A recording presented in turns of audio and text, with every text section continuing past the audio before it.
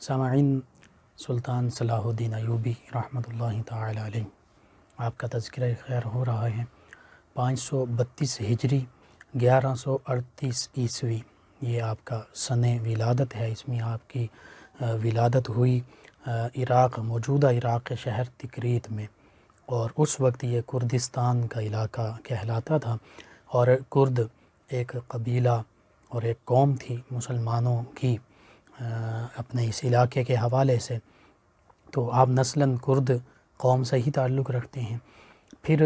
آپ کے والد گرامی جو ہیں نجم الدین ایوب رحمۃ اللہ علیہ، یہ بھی چونکہ نور الدین زنگی اور عماد الدین زنگی ان کے ساتھ رہے، ان کی فوج میں سپہ سالار اور آفیسر کے طور پر رہے۔ پھر سلطان صلاح الدین رحمۃ اللہ تعالی علیہ کے چچا اسد الدین شیر کو، یہ جو ہیں یہ بھی اسی فوج میں افسر تھے۔ تو یوں صلاح الدین ایوبی رحمۃ اللہ تعالی علیہ کو بچپن ہی سے گھر میں پاکیزہ ماحول بھی میسر ہوا، اس کے ساتھ ساتھ جو فن ہوتے ہیں حرب کے، یعنی جنگی جو فنون ہوتے ہیں، جس میں تیر بازی ہوتی ہے، تلوار بازی ہوتی ہے، شمشیر زنی ہے، اسی طرح گھڑ سواری، تو یہ جتنے عوامل ہیں، جتنے فنون ہیں جنگی، ان کو آپ نے سیکھا اپنے والدین سے، اپنے والد سے، اپنے چچا سے۔ پھر چونکہ گھر کا ماحول بھی دینی اور اسلامی تھا، اللہ سبحانہ و تعالیٰ کی جانب رغبت وہ بھی آپ کی گھٹی میں تھی، آپ کو بچپن ہی سے وہ ماحول ملا، نبی کریم صلی اللہ علیہ وآلہ وسلم سے محبت۔ پھر نور الدین زنگی رحمۃ اللہ تعالی علیہ، ان کی حکومت کے دوران آپ ان کی فوج میں بطور افسر شامل تھے۔ نور الدین زنگی رحمۃ اللہ تعالی علیہ نے مصر پر حملہ کیا، تو وہاں پر اللہ تعالیٰ نے انہیں فتح و نصرت عطا فرمائی، اور مصر کی حکومت جو ہے وہ نور الدین زنگی ان کو ملی۔ انہوں نے وہاں پر حکمران جو ہے مصر کا، وہ صلاح الدین ایوبی رحمۃ اللہ تعالی علیہ ان کو منتخب کیا۔ یوں صلاح الدین ایوبی رحمۃ اللہ تعالی علیہ مصر کے حاکم بنے، لیکن یہ چاہتے نہیں تھے کہ مجھے یوں حکمرانی ملے، میں حاکم بنوں، اس چیز کو ناپسند کرتے تھے۔ لیکن جب مصر کی حکومت ملی تو پھر ان کی زندگی کے انداز ہی بدل گئے۔ پہلے شہزادوں کی طرح زندگی گزارنے والا نوجوان، اور اتنے ناز و نعمت میں پلنے والا نوجوان، دنیاوی آسائشیں بھی میسر تھیں، اگرچہ ساتھ جنگی جو فنون ہیں اور جنگی تربیت بھی ہو چکی تھی، گھر کا ماحول بھی بہترین تھا، لیکن جب مصر کی حکومت ملی تو انہوں نے اپنی زندگی کو مکمل طور پر اپنے آپ کو تبدیل کر دیا، پہلے سے بھی زیادہ اللہ سبحانہ و تعالیٰ کی عبادت کرنا شروع کر دی، راتوں کو اٹھ کر عبادت کیا کرتے، تہجد پڑھا کرتے، راتوں کو بہت کم سوتے، پوری رات اللہ تعالیٰ کی عبادت میں گزار دیتے، تہجد اور دیگر نوافل پڑھا کرتے، اللہ کے پیارے حبیب صلی اللہ علیہ وآلہ وسلم کی ذات گرامی پر ہدیہ درود و سلام کے نذرانے جو ہیں وہ پیش کیا کرتے۔ یوں اللہ تعالیٰ اور اللہ کے پیارے حبیب سے بھی محبت، پھر مخلوق سے ایسی محبت تھی کہ جو کچھ پاس ہوتا، حتیٰ کہ مال غنیمت بھی جو حاصل ہوتا، اس سے ہاسپٹلز بنوائے، ہسپتال تعمیر کیے، اس سے مدرسے، اسکول تعمیر کیے، لوگوں کی فلاح کے لیے کام کیے، جو راستے ہوتے تھے، گزرگاہ ہوتی تھی، وہاں پر سرائے یعنی مسافروں کے رہنے کی جگہ بنائی، خوراک کا انتظام کیا، یوں مخلوق کے ساتھ بھی بھلائی کا اہتمام کیا۔ پھر اللہ تعالیٰ کے ولیوں کے ساتھ بہت زیادہ ان کا لگاؤ تھا، جہاں بھی جس بھی علاقے میں جاتے پوچھتے کہ یہاں پر کون سے اللہ کے ولی موجود ہیں یا ان کا مزار ہے، وہاں پر حاضر ہوتے۔ اگر اللہ تعالیٰ کے ولی خود بنفس نفیس حیات ہوتے، موجود ہوتے، تو ان کے پاس حاضر ہوتے، حتیٰ کہ وہ علماء کرام کے پاس حاضر ہوتے، ان کے پاس خود ہمہ وقت علماء کرام بھی موجود رہتے، جن سے یہ مکمل رہنمائی بھی حاصل کیا کرتے۔ یوں دین اسلام اور اسلام سے نسبت رکھنے والے لوگوں کے ساتھ ان کا تعلق بہت مضبوط تھا۔ حضرت ابو الحسن خرقانی رحمۃ اللہ تعالی علیہ، ان کے بارے میں بھی آتا ہے کہ ان کی بارگاہ میں بھی حاضر ہوا کرتے، ان سے دعائیں لیا کرتے، جب بھی کسی علاقے میں جاتے آپ جنگ کے لیے تو ان سے دعائیں لے کر رخصت ہوا کرتے۔ تو یوں اللہ سبحانہ و تعالی کی مدد، اللہ کے پیارے حبیب صلی اللہ علیہ وآلہ وسلم کی نظر رحمت، اللہ کے ولیوں کی دعاؤں سے جہاں جاتے اللہ تعالیٰ فتح و نصرت عطا فرماتا۔ مصر میں حکومت کرنے کے 5 سال بعد پھر اللہ سبحانہ وتعالی نے ان کو یمن کی حکومت بھی عطا فرمائی، پھر اگلے 6 سالوں میں شام، حلب، ان علاقوں کی اللہ سبحانہ وتعالی نے ان کو حکومت عطا فرمائی۔ یوں پہلے سے زیادہ علاقے کے یہ حکمران بن گئے۔ پھر ان کی کوشش یہ تھی، تڑپ یہ تھی، جو نور الدین زنگی رحمۃ اللہ تعالی علیہ چاہتے تھے کہ مسلمانوں کا قبلہ اول یہ صلیبیوں سے آزاد ہو جائے، یہ مسلمانوں کو مل جائے، یہ ان کی بھی خواہش تھی۔ اس خواہش کی تکمیل ان کے ہاتھوں ہوئی، اور نور الدین زنگی رحمۃ اللہ تعالی علیہ بھی نبی کریم سے صلی اللہ علیہ وآلہ وسلم سے بھی محبت کرنے والے، حتیٰ کہ وہ سعادت بھی انہیں ملی کہ نبی کریم صلی اللہ علیہ وآلہ وسلم کے پائے اقدس جو ہیں ان کو چوما، آپ کے جو قدمین مبارکین ہیں ان کو چوما، اور وہ جو 2 شرارتی لوگ جنہیں عیسائیوں یا یہودیوں نے بھیجا تھا معاذ اللہ کہ نبی کریم صلی اللہ علیہ وآلہ وسلم کے جسم اقدس جو ہے وہ روضہ اطہر سے نکال لیا جائے، ان کا سر قلم کیا نور الدین زنگی رحمۃ اللہ تعالی علیہ نے۔ تو یہی چیز عشق رسول جو تھا وہ صلاح الدین ایوبی رحمۃ اللہ تعالی علیہ میں بھی موجود تھا۔ تو آپ کو اللہ سبحانہ وتعالی نے جہاں مصر، پھر یمن، پھر شام، حلب یہ علاقے عطا فرمائے،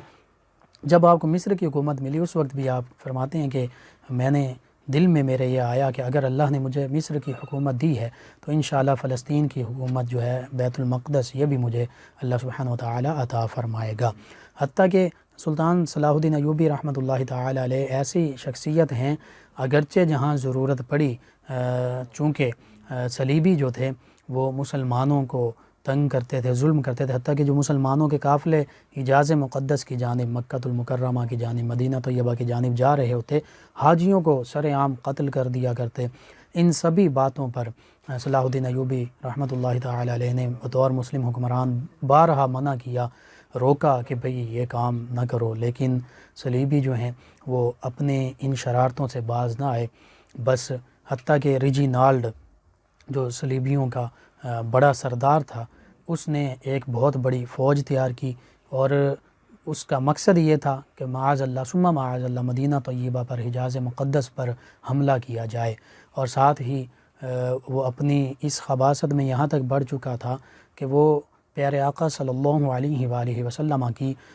بارگاہ اقدس میں بھی نازیبہ گفتگو کیا کرتا، گستاخیاں کیا کرتا۔ تو سلطان صلاح الدین ایوبی رحمۃ اللہ تعالی علیہ نے 2 بار یہ قسم اٹھائی، جب اس نے حاجیوں کو قتل عام کروایا کہ میں اس کا سر قلم کروں گا، یہ مسلمانوں کو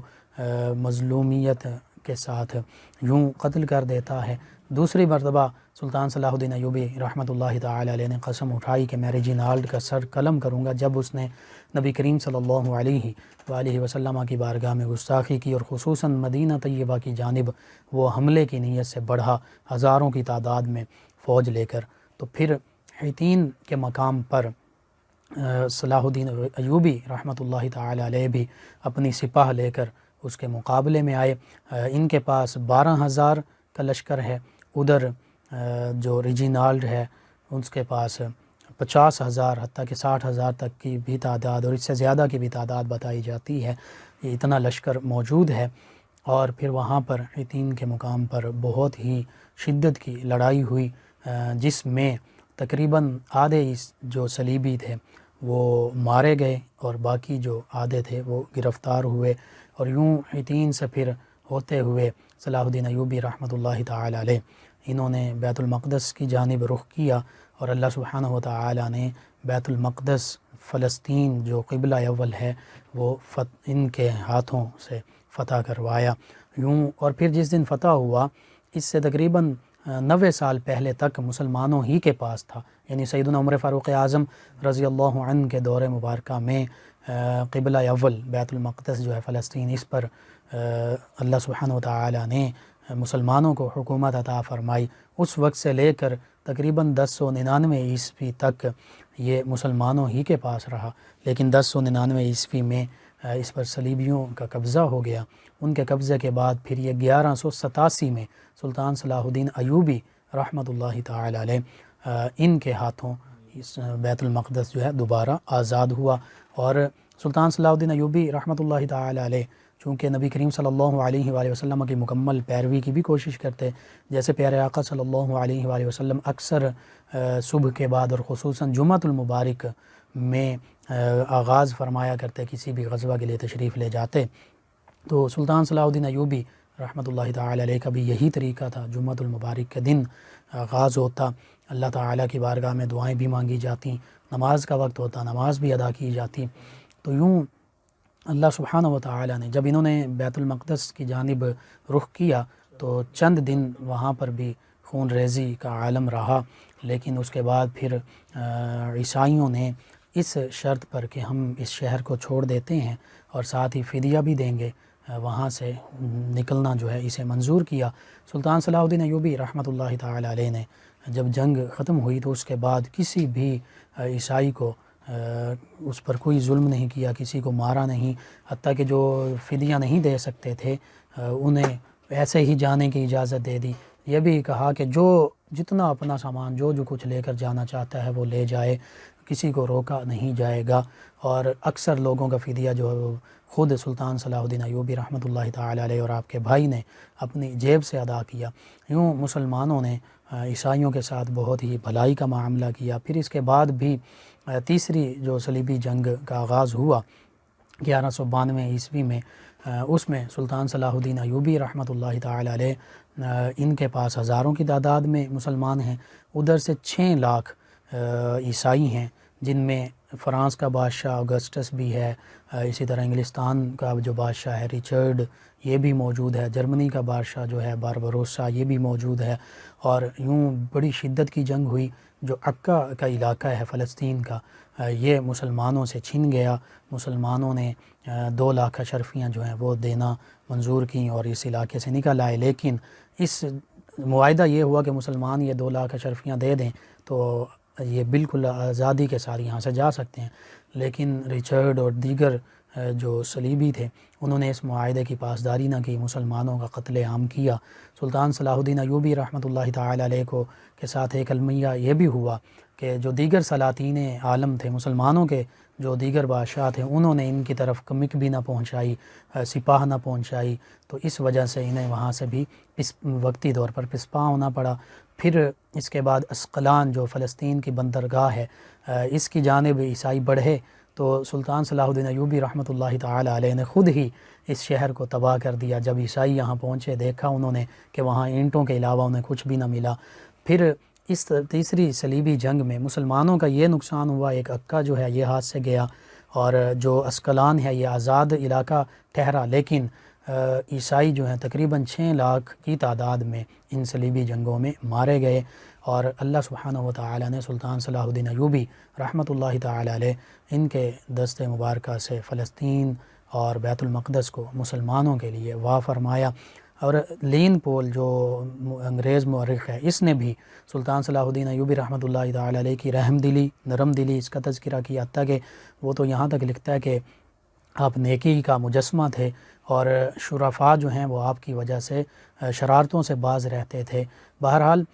جتنے بھی مورخین ہیں، چاہے مسلم مورخین ہیں یا غیر مسلم مورخین ہیں، انہوں نے سلطان صلاح الدین ایوبی رحمۃ اللہ تعالی علیہ کی فیاضی، سخاوت، رحم دلی، نرم دلی، سبھی چیزوں کو اپنی اپنی کتابوں میں، تاریخ کی جو کتابیں ہیں ان میں رقم کیا ہے۔ سلطان صلاح الدین ایوبی رحمۃ اللہ تعالی علیہ کو اللہ سبحانہ و تعالی نے مسلمانوں کا نجات دہندہ بنایا۔ آج بھی فلسطین میں وہی عالم ہے، فلسطین میں مسلمان ظلم کا شکار ہیں، کشمیر میں مسلمان ظلم کا شکار ہیں۔ اللہ سبحانہ و تعالی سے دعا ہے کہ اللہ تعالی سلطان صلاح الدین ایوبی رحمۃ اللہ تعالی علیہ جیسا کوئی ایسا بندہ بھیجے، کوئی ایسا اپنی طرف سے بھیجے جو مسلمان بھی، جیسے قرآن مجید کہ اللہ اپنی طرف سے کوئی ہمارا دوست اور حمایتی بنا دے، کوئی مددگار بنا دے۔ بس ہماری بھی یہی دعا ہے کہ اللہ تعالیٰ تمام امت مسلمہ کی مدد کے لیے اپنی طرف سے کوئی لیڈر ہمیں عطا فرما دے، آمین۔